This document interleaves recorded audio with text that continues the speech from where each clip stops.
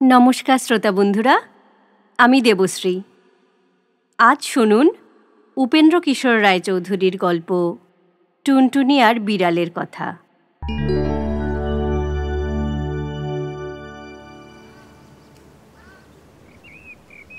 গৃহস্থের ঘরের পিছনে বেগুন গাছ আছে। সেই বেগুন গাছের পাতা ঠোঁট দিয়ে সেলাই করে টুনটুনি পাখিটি তার বাসা বেঁধেছে। বাসার ভিতরে 3টি ছোট্ট ছোট্ট ছানা হয়েছে, খুব ছোট্ট ছানা।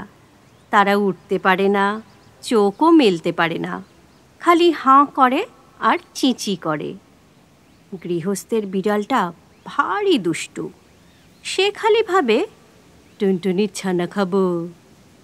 একদিন সে বেগুন গাছের তলায় এসে বললে, কি করছিস লা টুনটুনি? টুনটুনি তার মাথা হেঁট করে বেগুন গাছের ডালে ঠেকিয়ে বললে, প্রণাম হই মহারানী। তাতে বিড়ালিনী ভারী খুশি হয়ে চলে গেল। এমনি সে রোজ আসে, রোজ টুনটুনি তাকে প্রণাম করে আর মহারানী বলে, আর সে খুশি হয়ে চলে যায়। এখন টুনটুনির ছানাগুলি বড় হয়েছে, তাদের সুন্দর পাখা হয়েছে, তারা আর চোখ বুজে থাকে না।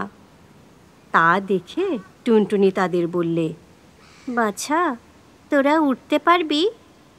ছানারা বললে, হ্যাঁ মা, পারবো। টুনটুনি বললে, তবে দেখ তো দেখি ওই তাল গাছটার ডালে গিয়ে বসতে পারিস কি না।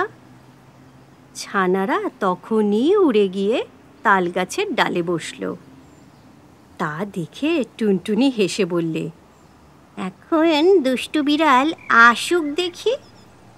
খানিক বাদেই বিড়াল এসে বললে, কি করছিস লা টুনটুনি?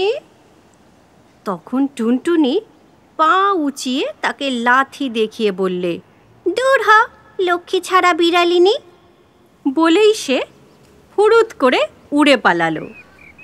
দুষ্টু বিড়াল দাঁত খিচিয়ে লাফিয়ে গাছে উঠে টুনটুনিকে ধরতেও পারল না, ছানাও খেতে পেল না।